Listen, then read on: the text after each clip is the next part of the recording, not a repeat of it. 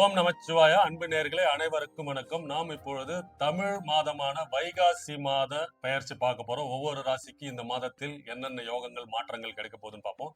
சூரியன் அவரோட வீட்டிலிருந்து ஒரு கட்டத்துக்கு மாறும்போது தான் இந்த தமிழ் மாதம் பிறக்குதுங்க. நான் ஆல்ரெடி நிறைய வாட்டி சொல்லியிருக்கேன். ஸோ சித்திரை மாதம் பிறந்ததுக்கு அப்புறமே நிறைய பேருக்கு வாழ்க்கையில ஒரு வெளிச்சம், புதிய முன்னேற்றம், புதிய புதிய தொழில், அரசியல்ல மாற்றம்லாம், பெரிய மாற்றம்லாம் நிகழ்ந்தது காரணம் இந்த சூரியன். ஏன்னா சூரியனை இது பின்தொடர்ந்து தான் எல்லா கிரகங்களும் நகருது. சூரியனை வச்சுதான் இந்த நவகிரகங்களும் இயங்குதுன்னே சொல்லலாம். ஏன்னா அந்த சூரியன் ஒளியை வாங்கி தான் அனைத்து கிரகங்களும் பிரதிபலித்து ஒரு மனிதனின் தாக்கத்தையும் முன்னேற்றத்தையும் வெளிப்படுத்துது. ஸோ இந்த சூரியன் உச்சம் பெறும்போது பாருங்க, ஏன்னா சூரியன் அரசாங்கம், அரசியல், பொது வாழ்க்கையை குறிக்கக்கூடிய கிரகம். அதனாலதான் இந்த அரசியல்ல இவ்வளவு பெரிய மாற்றம் அமைந்தது காரணம் இந்த சூரியன் உச்சம் பெறும் சித்திரை மாதத்தில். நமக்கு பாருங்க, அரசியல் வாழ்க்கையே நிறைய மாற்றங்கள்லாம் கொடுத்திருக்கு. அந்த மாதிரி ஒரு தனி நபரின் வாழ்க்கையையும் பொருளாதாரத்தையும் முன்னேற்றத்தையும் மாற்றக்கூடிய பொறுப்பு சூரியனுக்கு உண்டுங்க. அதே மாதிரி நம்மளோட ராசி கட்டத்தில் ஒரு ராசிக்காரர்களுக்கு பாத்தீங்கன்னா ஒரு லக்னம் இருக்கும். செவ்வாய் ஒரு லக்னம், மேஷ ராசிக்கு ஒரு லக்னம், சந்திரன் வந்தா சந்திரன் லக்னம். இந்த மாதிரி லக்னாதிபதி வலிமை இழந்து இருந்தாலும் சூரியன் அதற்கான பொறுப்பை ஏற்று அதனுடைய கடமையை செய்யக்கூடிய அதிகாரத்துக்குடையவர் சூரியன். அதனால லக்னாதிபதியே நீசமா இருக்காரு, லக்னாதிபதியே வக்ரமா இருக்காரு, லக்னாதிபதியே பாவர்களோட சேர்ந்திருக்காரு, 6, 8, 12 மறைஞ்சிருந்தாலும் சூரியன் அவர் தன் தலைமை பொறுப்பை ஏற்று அந்த ஒரு தனிதனின் வாழ்க்கையை முன்னேற்றத்தை செயல்படுத்தக்கூடிய பொறுப்பு சூரியனுக்கு உண்டுங்க. ஸோ இந்த சூரியன் ஒரு ராசி கட்டத்தின் மாறும்போது தமிழ் மாதம் பிறக்குதுங்க. ஸோ இந்த வைகாசி மாதத்தில் ரிஷப ராசியில் புதனோடு இணைகிறார் சூரியன். சனி பகவான் அவரோட மீன ராசியில தான் குரு வீட்டுல இருக்கிறாருங்க. செவ்வாய் ஆட்சி பலம் புரிந்தி மேஷ ராசியில் பவர்ஃபுல்லா இருக்கிறாருங்க. சுக்கிரன் அவரு மிதன ராசியில் புதன் வீட்டுல குருவோட இணைறாரு. அதாவது தேவகுரு அசுரகுரு மிதன ராசியில் இருக்கிறாங்க. இப்போ புதனும் சுக்கிரனும் பரிவர்த்தை பெற்று பலமா இருக்கிறாங்க. சோ குரு பகவானும் இந்த மாதம் 26ஆம் தேதி அவரோட கடக வீடு உச்ச வீட்டில் பலம் பொருந்தி இருக்கும் காலகட்டத்தில் குரு பயிற்சி ஆரம்பிக்கிறீங்க. சோ இந்த வைகாசி மாதத்தில் இந்த கிரகங்களின் அடிப்படையில் ஒவ்வொரு ராசிக்கும் ஒரு சிறப்புமிக்க காலமாக இருக்க போது எந்தெந்த விஷயம் பண்ணலாம், காதல், கல்யாணம், திருமணம், முக்கியமா வேலை, தொழில் மாற்றம், அரசியல் மாற்றம், என்னென்ன முடிவுகள்லாம் இருக்கு போதெல்லாம் பார்ப்போம். ஒரு ராசிக்கும் பார்ப்போம்.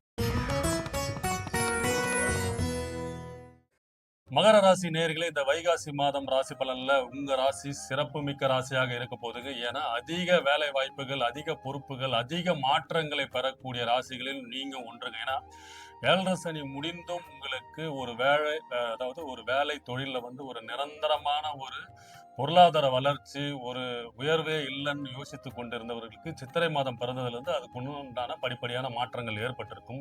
அதை முழுமையாக அடையக்கூடிய மாதமாக இந்த மாதம் உங்களுக்கு செயல்படுத்தி கொடுத்துருவாருங்க. ஏன்னா உங்களுக்கு 10ஆம் அதிபதியாக, மகர ராசிக்கு 10ஆம் அதிபதியான சுக்கிரன் குருவோட இணைந்து அசுரகுரு தேவகுரு இணையும் இடம் பாத்தீங்கன்னா 6ஆம் இடம். ஸோ 6ஆம் இடத்து அதிபதி புதனும் பாத்தீங்கன்னா 5ஆம் இடத்து அதிபதி சுக்கிரனும் ஒருவர் பரிவர்த்தனை பெறாங்க. ஸோ ஆல்மோஸ்ட் பாத்தீங்கன்னா 3 கிரகங்கள் பலம் பொருந்தி ஆட்சி பெற்று இருக்குது இந்த மாதத்துல. அதாவது செவ்வாயும் ஆட்சி பெற்று இருக்கிறார். அதாவது லாபாதிபதி, மகர ராசிக்கு லாபாதிபதி உங்க ராசியில தான் உச்சம் பெற்று பலம் பொருந்தி உங்கள் செயல்திறனை அதிகப்படுத்தக்கூடிய செவ்வாயும் 4ஆம் இடத்துல ஆட்சி பெறும்போது இந்த வைகாசி மாதத்துல இருந்து உங்களுக்கு ஒரு திருப்பு முனையாக இருக்கும் போதுங்க. ஏன்னா வேலையில ஒரு புதிய மாற்றங்கள், முன்னேற்றங்கள், புதிய தொழில் அமைக்கிற யோகம்லாம் இந்த மாதத்துல இருக்கு போது, அதாவது டிசிஷன் மேக்கிங் சொல்லுவாங்க பாத்தீங்களா.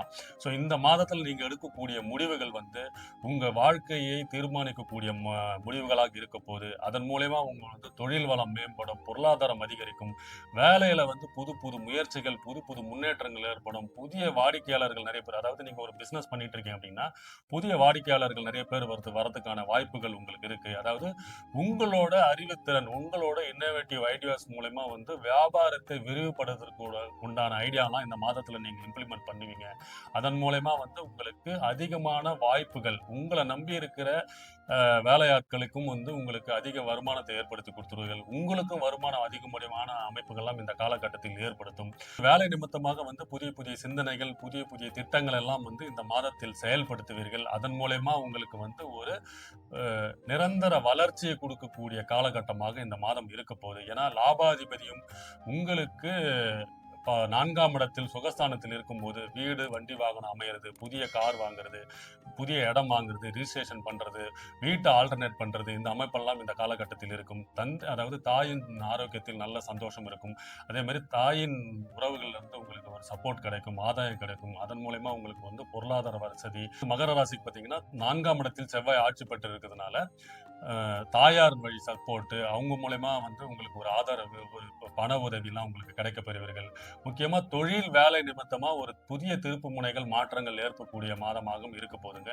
அது மட்டும் இல்லாமல் இந்த மாத கடைசியில் செவ்வாய் பகவான், அதாவது உங்களுக்கு 12ஆம் அதிபதி, உங்களுக்கு 3க்கு அதிபதி குரு பகவான் உச்சம் பெற்று கடகராசியில் பெயர்ச்சி அடைகிறார். அவரு உங்க ராசியை தான் பார்க்கிறாரு, சரிங்களா? அதன் அடிப்படையில் உங்களுக்கு தன்னம்பிக்கை மேற்படும், புதிய முடிவுகள்லாம் நல்ல ஒரு முயற்சியை வெற்றியை கொடுக்கும், தனவரவு உண்டாகும், பொருளாதார வசதி மேம்படும். ஏன்னா மகர ராசிக்கு அது 7ஆம் இடம் என்றதுனால கூட்டு தொழிலாளிகள், நண்பர்கள், பொது வாழ்க்கை என நீங்க மகர ராசியா இருந்தா உங்க துணைவியாரின் பேரில் வந்து வியாபாரம் ஆரம்பிக்கிறது, தொழில் ஆரம்பிக்கிறதெல்லாம் வந்து சக்சஸ் நோக்கி கொண்டு போகும். அதிக லாபத்தை கொடுக்கக்கூடிய மாதமாக இந்த மாதம் இருக்க போகுது. அதாவது அதுக்குண்டான முடிவுகள்லாம் இந்த மாதம் எடுப்பீங்க. முக்கியமா இந்த மாதத்துல மகர ராசிக்கு வேலை தொழில் நிமித்தமா எடுக்கக்கூடிய முடிவுகள்லாம் உங்களுக்கு சாதகமாகவும் அதிக லாபத்தை கொடுக்கக்கூடிய மாதமாகவும் இருக்கும் போது, அதே மாதிரி உங்களை நம்பி இருக்கிற தொழிலாளர்கள், உங்க இருக்கிற சக ஊழியர்கள் வந்து உங்களுக்கு சப்போர்ட் பண்ணுவாங்க. உங்கள் சப்போர்ட் மூலயமா அவங்களுக்கும் வந்து குடும்பத்தில் ஒரு சந்தோஷம், அவங்களும் உங்களுக்கு வந்து நல்லா உங்களுக்கு ஹெல்ப் பண்ணுவாங்க. ஸோ சக ஊழியர்களின் ஒத்துழைப்போடு இந்த மாதம் உங்களுக்கு வேலை நிமித்தமும் தொழில் நிமித்தமாகவும் நல்ல ஒரு பொருளாதார வளர்ச்சி அடையக்கூடிய மாதமாக இருக்க போகுது. அதே மாதிரி இந்த தொழில் எஸ்டாபிளிஷ்மெண்ட் சொல்லுவாங்க பார்த்தீங்களா, விரிவுபடுத்துவாங்க. விரிவுபடுத்துறதுக்கான கடன் வாங்குற அமைப்பெல்லாம் இருக்கு, லோன் வாங்குற அமைப்பு இருக்கு. லோன் கிடைக்கும் உங்களுக்கு. நீண்ட நாளா அதுக்கு முயற்சி பண்ணிட்டு இருக்கீங்கன்னா அந்த அமைப்பெல்லாம் இந்த மாதம் உங்களுக்கு 6ஆம் இடத்துல இருக்கிற சுக்கிரன் உங்களுக்கு வழிவகுத்துவார். ஏன்னா 10க்கு அதிபதி 6ஆம் இடத்துல இருக்கும்போது வேலை நிமித்தமா கடன் வாங்குறது, அதன் மூலயமா ஒரு எஸ்டாப்ளிஷ் பண்றது, இப்போ வேலையில இருக்கிறவங்க வந்து வெளியூருக்கு டிரான்ஸ்ஃபர் ஆகுறது, இந்த மாதிரி வேலை நிமித்தமா உங்களுக்கு அதிக லாபங்களும் பொருளாதார வசதியும், அதன் மூலயமா கடனும் கொடுத்து, அதன் மூலயமா ஒரு எஸ்டாப்ளிஷ்மெண்ட் சொல்லுவாங்களா, விரிவுபடுத்துவாங்க பார்த்தீங்களா, அந்த அமைப்பெல்லாம் மகர ராசிக்காரர்களுக்கு இந்த மாதம் ஏற்படுத்தி கொடுத்துருவார். அது மட்டும் இல்லாமல் குரு பகவான் 7ஆம் இடத்தில் உச்சம் பெற்று இருக்கும்போது நீண்ட நாளாக திருமண தடைகள், அதாவது திருமணம் தாமதமாக இருக்கும் மகர ராசிக்காரர்களுக்கு இந்த மாதம் திருமண வாய்ப்புகள் கைகூடும். காதல் கல்யாணம்லாம் அப்பாவின் பேரண்ட்ஸோட சம்மதத்தோடு நிறைவேற்றப்படுவீர்கள். 90s கிட்ஸ்ன்னு சொல்லக்கூடிய மகர ராசிகள் ரொம்ப நாளா வந்து திருமணத்தை வந்து தள்ளி போட்டுட்டு இருக்கவங்களுக்குலாம், என்னப்பா நான் வேணாம் சொல்லிட்டு இருக்கேன், டக்குன்னு நீங்க அனுப்பிச்சிட்டீங்கன்னு சொல்லி கல்யாண வாழ்க்கைகள் போகக்கூடிய அமைப்பெல்லாம் மகர ராசிக்கு இந்த மாதம் குரு பகவான் 7ஆம் இடத்தில் உச்ச பெறும்போது உங்க ராசியை அவர் பார்க்கும்போது இந்த சகல அமைப்புகளையும் நீங்க பெறுவீர்கள்.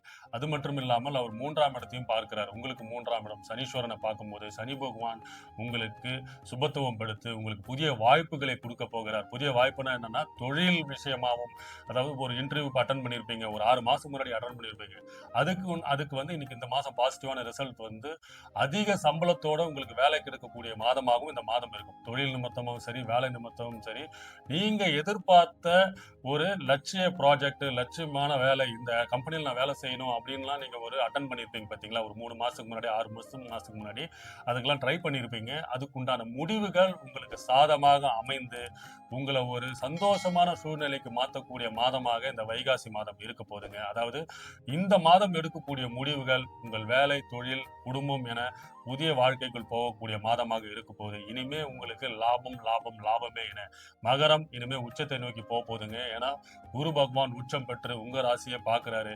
இனிமே உச்ச குருவின் பார்வையில் மகர ராசி நேயர்களே, இனிமே உங்கள் பார்வை உச்சத்தை நோக்கி தான் போகுது. உங்கள் எதிர்காலம் வெற்றி பாதையாக மாறப்போகுது. உங்கள் வாழ்க்கையில் ஒளி வீச போகுது. குடும்பத்தில் ஒரு நல்ல காலம் பிறக்க போகுதுன்னு சொல்லாங்க. உங்களுக்கு அதிர்ஷ்டமான எண் 3ஆம் எண், 8ஆம் எண், அதிர்ஷ்டமான கிழமை சனி, அதிர்ஷ்டமான நிறம் நீலம். சனிக்கிழமை ஆஞ்சநேயர் கோயிலுக்கு போயிட்டு வாங்க. உங்களுக்கு இந்த மாதம் வெற்றி மாதமே. வாழ்க வளமுடன். வணக்கம்.